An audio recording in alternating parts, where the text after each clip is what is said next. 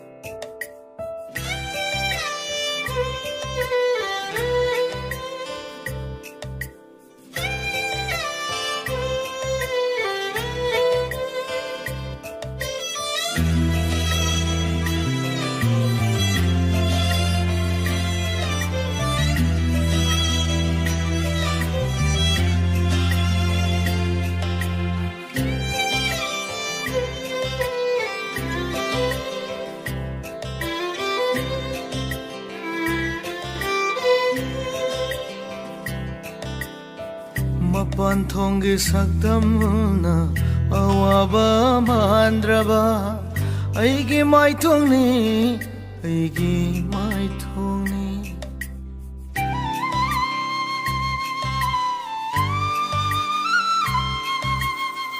Mapanthongi sakdamna awaba mandraba aigi maithongni Thamoy nungsidari Thamoy chakpawari tana Kablibani nungti numit khuding Hangat Mayamna Punsisigi Khongthangna Ningsing-Ningsing ido Kapchaure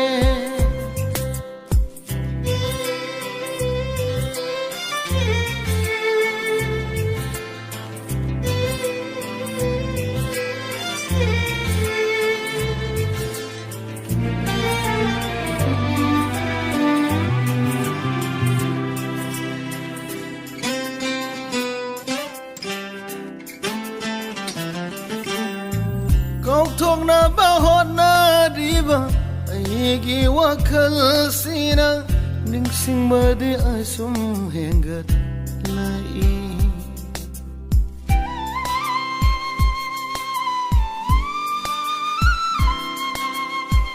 Ningsing-Ningsing Asum Hengatlak-e Ritagi mangnaba nangna silasu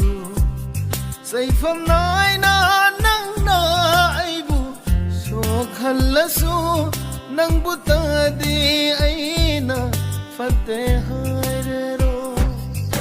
Ngasidi ay Echum Chumna Lalhoure